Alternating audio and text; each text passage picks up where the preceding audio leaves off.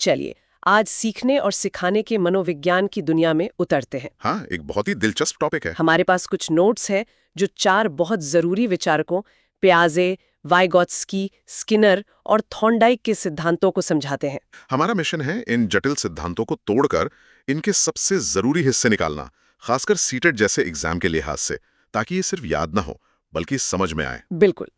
हम ये समझने की कोशिश करेंगे कि एक बच्चे का दिमाग असल में सीखता कैसे है। ये चारों विचारक एक ही सवाल के अलग अलग जवाब देते हैं। कोई बच्चे के दिमाग के अंदर झांकता है तो कोई उसके बाहरी व्यवहार पर ध्यान देता है। तो ये एक मजेदार सफर होने वाला है। तो शुरुआत करते हैं जीन पियाजे से। इनका जो मूल विचार है मुझे बहुत आकर्षक लगता है कि हर बच्चा जन्म से ही एक नन्हा वैज्ञानिक है। सही कहा, वो अपनी दुनिया को समझने की कोशिश कर रहा है। हाँ, और यही उनके सिद्धांत का सार है, जिसे रचनावाद या कंस्ट्रक्टिविज्म भी कहते हैं। पियाजे मानते थे कि ज्ञान बाहर से बच्चे के दिमाग में भरा नहीं जाता, बल्कि बच्चा अपने अनुभवों से ज्ञान का निर्माण खुद करता है। अच्छा, तो सीखना मतलब उसके दिमाग की जो बनावट है, मतलब मेंटल स्ट्रक्चर, उसमें बदलाव लाना। बिल्कुल। इन नोट्स में एक शब्द बार बार आता है, स्कीमा। स्कीमा सुनने में ये काफी टेक्निकल लगता है। आसान भाषा में इसका क्या मतलब है? स्कीमा को आप दिमाग में जानकारी के फोल्डर की तरह समझ सकते हैं। फोल्डर? हाँ, जब बच्चा दुनिया में कुछ देखता है या अनुभव करता है तो उसका दिमाग उस जानकारी को व्यवस्थित करने के लिए एक फोल्डर बना लेता है। जैसे एक बच्चे ने एक 4 पैरों वाला भौंकने वाला जानवर देखा और उसे बताया गया कि ये कुत्ता है, तो उसके दिमाग में कुत्ता नाम का एक स्कीमा बन गया। अच्छा, तो बच्चे के दिमाग में 4 पैर वाला जानवर इज इक्वल टू कुत्ता का फोल्डर बन गया। लेकिन दुनिया तो इससे कहीं ज्यादा कॉम्प्लिकेटेड है।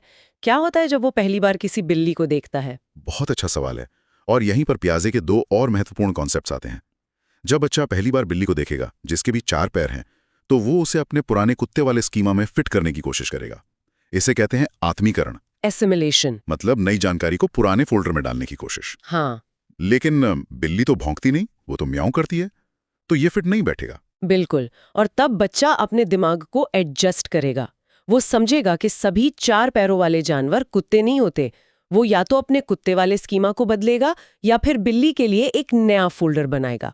और इस प्रोसेस को क्या कहते हैं? इस प्रक्रिया को समायोजन, अकोमोडेशन कहते हैं। इसी असिमिलेशन और अकोमोडेशन के बीच संतुलन बनाने की प्रक्रिया को संतुलन कहते हैं, और असल में सीखना यही है। ये तो बहुत दिलचस्प है। लेकिन एग्जाम के नजरिए से पियाजे के 4 चरण सबसे ज्यादा पूछे जाते हैं। चलिए उन पे आते हैं। हाँ। पहला है संवेदी गत्यात्मक अवस्था। हाँ, संवेदी गत्यात्मक अवस्था जो जन्म से 2 साल तक होती है। इस उम्र में बच्चा अपनी इंद्रियों मतलब सेंसेस और अपनी शारीरिक क्रियाओं से दुनिया को समझता है। जैसे चीजों को पकड़ना, मुंह में डालना। हाँ, देखना, यही उसका सीखने का तरीका है। इसी स्टेज के अंत में एक बहुत बड़ी चीज होती है जिसे वस्तु स्थायित्व या ऑब्जेक्ट परमानेंस कहते हैं। मतलब ये समझना कि अगर कोई चीज आंखों के सामने नहीं है तब भी वो मौजूद है। जैसे पीक अब्बू खेलते हुए बच्चे को लगता है कि चेहरा सच में गायब हो गया है। एकदम सही उदाहरण है। बाद में वो समझ जाता है कि चेहरा बस छिपा हुआ है, गायब नहीं हुआ। ठीक है। हम कहते हैं आत्म केंद्रित, मतलब बच्चा ये नहीं समझ पाता कि दूसरे लोग उससे अलग सोच सकते हैं। बिल्कुल। उसे लगता है जो मैं देख रही हूँ वही सब देख रहे हैं। और दूसरी कमी? दूसरी है संरक्षण या कॉन्जर्वेशन की समझ का ना होना। वो क्लासिक उदाहरण है ना, जहां एक चौड़े ग्लास का पानी एक लंबे और पतले ग्लास में डाल दो तो बच्चे को लगता है कि पानी ज्यादा हो गया है। हाँ, जबकि पानी उतना ही है। यही कमी अगली स्टेज में दूर होती है, जो है मूर्त संक्रियात्मक अवस्था। सही, कॉन्क्रीट ऑपरेशनल स्टेज 7 से 11 साल तक।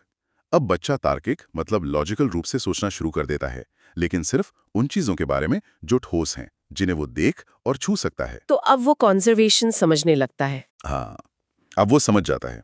और आखिरी चरण है औपचारिक संक्रियात्मक अवस्था। फॉर्मल ऑपरेशनल स्टेज 11 साल के बाद। जी, इसमें सबसे बड़ा बदलाव है अमूर्त चिंतन यानी एब्स्ट्रैक्ट थिंकिंग का विकास। अब बच्चा सिर्फ ठोस चीजों के बारे में नहीं, बल्कि आइडियाज, हाइपोथेसिस और सिद्धांतों के बारे में भी सोच सकता है। उसकी सोच वैज्ञानिक हो जाती है। वाह! तो अगर मुझे सीटेट एग्जाम के लिए पियाजे से सिर्फ 3 चीजें याद रखनी हो तो वो क्या होंगी? अच्छा सवाल है। पहला, बच्चा ज्ञान का सक्रिय निर्माता है, एक्टिव कंस्ट्रक्टर है। ठीक है। दूसरा, विकास के 4 चरण और उनकी खासियत, खासकर ऑब्जेक्ट परमानेंस, ईगोसेंट्रिज्म और कंजर्वेशन किस स्टेज में आते हैं, ये बहुत पूछा जाता है। और तीसरा? पियाजे के अनुसार पहले विकास होता है, फिर सीखना। तो पियाजे के हिसाब से बच्चा एक अकेला वैज्ञानिक है, लेकिन क्या सीखना इतना सोलो काम है? मुझे तो लगता है कि हम एक दूसरे से सबसे ज्यादा सीखते हैं। और यही बात लिव वाइगोत्स्की के सिद्धांत का दिल है। वो कहते थे कि पियाजे ने बच्चे को एक द्वीप की तरह देखा, जबकि असल में कोई भी बच्चा अकेले नहीं सीखता। सीखना एक सामाजिक प्रक्रिया है। मतलब समाज, संस्कृति और भाषा, इन सब का रोल है। बिल्कुल। असली सीखना अकेले में नहीं, बल्कि इन सब के साथ बातचीत से होता है। तो वाइगोत्स्की के अनुसार सीखना पहले दूसरों के साथ होता है, फिर हमारे अंदर आता है। उनके सिद्धांत में ZPD का जिक्र बहुत होता है, जोन ऑफ प्रॉक्सिमल डेवलपमेंट। ये क्या है? ZPD को आप सीखने का जादुई दायरा कह सकते हैं। जादुई दायरा? हाँ, कल्पना कीजिए 3 सर्कल हैं। सबसे अंदर वाले सर्कल में वो काम है जो बच्चा अकेले कर सकता है। सबसे बाहर वाले में वो काम जो वो मदद से भी नहीं कर सकता। और इन दोनों के बीच का जो क्षेत्र है वही ZPD है। अच्छा। यानी वो काम जो बच्चा अकेले तो नहीं कर सकता, लेकिन किसी बड़े शिक्षक या अपने से ज्यादा जानने वाले दोस्त की मदद से कर सकता है। वाइगोत्स्की कहते हैं कि असली टीचिंग इसी ZPD में होनी चाहिए। और जो मदद दी जाती है उसे ही स्कैफोल्डिंग कहते हैं, है ना? हाँ। जैसे साइकिल सीखते समय कोई पीछे से पकड़ता है, हाँ। और जब हम सीख जाते हैं तो वो हाथ हटा लेता है। बिल्कुल सही एनालॉजी है। स्कैफोल्डिंग एक अस्थायी मदद या मचान की तरह है जो बच्चे को तब तक दी जाती है जब तक वो उस काम में माहिर ना हो जाए। ये मदद किसी भी तरह की हो सकती है। हाँ, ये इशारे देना, सवाल पूछना या काम को छोटे हिस्सों में तोड़ना, कुछ भी हो सकता है। जैसे ही बच्चा सीखने लगता है या मदद हटा ली जाती है। वाइगोत्स्की ने भाषा को भी बहुत महत्व दिया। पियाजे मानते थे कि सोच भाषा से पहले आती है, लेकिन वाइगोत्स्की के नजरिया अलग था। हाँ, वाइगोत्स्की के लिए भाषा सिर्फ बातचीत का साधन नहीं, बल्कि सोच का एक औजार है। सोच का औजार? आपने देखा होगा छोटे बच्चे कोई काम करते हुए खुद से बातें करते हैं। हाँ, करते हैं। पियाजे इसे ईगोसेंट्रिक स्पीच कहते थे, लेकिन वाइगोत्स्की ने इसे प्राइवेट स्पीच कहा। उनका मानना था कि बच्चा ऐसा करके असल में अपनी सोच को दिशा दे रहा होता है। अच्छा। यही प्राइवेट स्पीच धीरे धीरे हमारे दिमाग के अंदर होने वाली इनर स्पीच या मौन संवाद बन जाती है।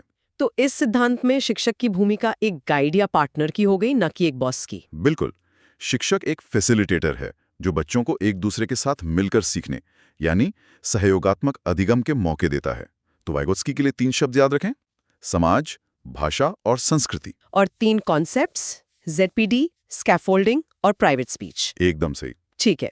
तो पियाजे और वाइगोत्स्की दोनों बच्चे के दिमाग के अंदर क्या चल रहा है इस पर ध्यान दे रहे थे, लेकिन अब हम एक ऐसी दुनिया में जा रहे हैं जो बिल्कुल अलग है। हाँ, अब हम व्यवहारवाद की बात करेंगे। B.F. स्किनर ने कहा, 1 मिनट, जो दिमाग के अंदर है उसे हम देख नहीं सकते, तो उस पर थ्योरी क्यों बनाएं?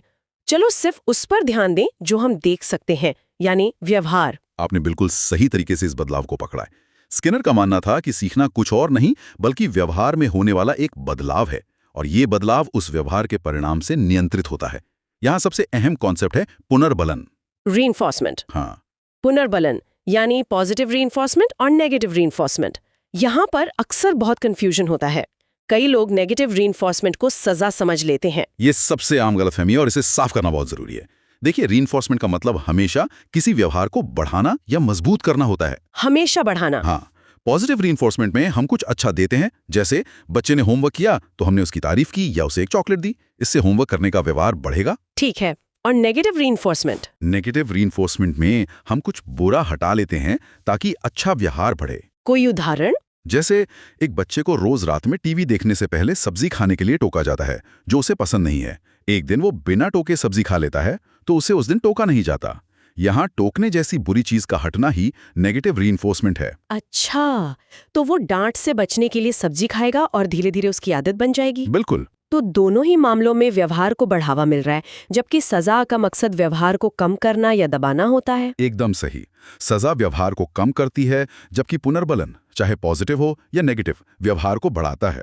स्किनर का मानना था कि सजा सीखने का अच्छा तरीका नहीं है। ये सुनने में तो बहुत मैकेनिकल लगता है। क्या इस थ्योरी में बच्चे की अपनी क्रिएटिविटी या क्यूरियोसिटी के लिए कोई जगह है? ये इस सिद्धांत की सबसे बड़ी आलोचना है।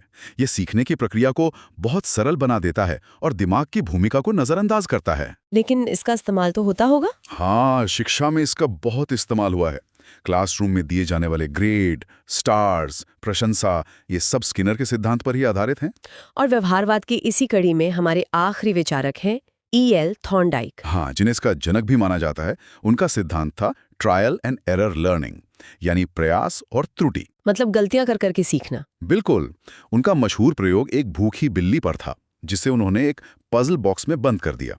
बाहर खाना रखा था, बॉक्स के अंदर एक लीवर था जिसे दबाने से दरवाजा खुल जाता था। तो बेचारी बिल्ली ने पहले बहुत हाथ पैर मारे होंगे। हाँ, बॉक्स को नोचा, काटने की कोशिश की, ये सब एरर्स थे।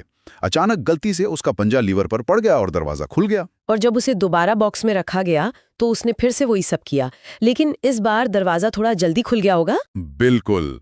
और कई प्रयासों के बाद बिल्ली ने सीख लिया कि ये व्यर्थ की हरकतें करने के बजाय सीधा लिवर दबाना है। उसकी गलतियां कम होती गईं और सही प्रतिक्रिया मजबूत होती गई। और इसी के आधार पर उन्होंने सीखने के 3 नियम दिए। हाँ, जो आज भी बहुत प्रासंगिक हैं। पहला है प्रभाव का नियम या लॉ ऑफ इफेक्ट। ये क्या कहता है? ये सबसे जरूरी नियम है। ये कहता है कि अगर किसी व्यवहार का परिणाम संतोषजनक होता है तो उस व्यवहार के दोबारा होने की संभावना बढ़ जाती है, और अगर परिणाम असंतोषजनक हो तो संभावना कम हो जाती है। बिल्ली को खाना मिला जो संतोषजनक था, इसलिए उसने लिवर दबाना सीख लिया। एकदम। और यही स्किनर के पुनर्बलन के सिद्धांत का आधार बना। दूसरा नियम? दूसरा है अभ्यास का नियम या लॉ ऑफ एक्सरसाइज। ये तो सीधा साधा है, प्रैक्टिस मेक्स परफेक्ट। जितना अभ्यास करेंगे सीखना उतना ही मजबूत होगा। हाँ, और अभ्यास छोड़ देने पर सीखना कमजोर पड़ जाता है। और तीसरा, तत्परता का नियम, लॉ ऑफ रेडीनेस। ये कहता है कि सीखने वाला जब तक शारीरिक और मानसिक रूप से सीखने के लिए तैयार न हो, उसे सिखाया नहीं जा सकता।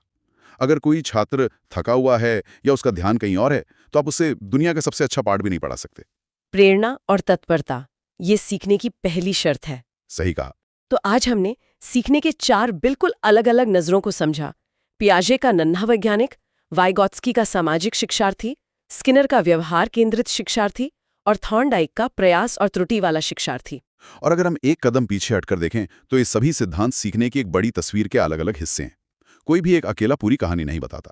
मतलब कोई दिमाग पर ध्यान देता है, कोई समाज पर, तो कोई व्यवहार पर। बिल्कुल।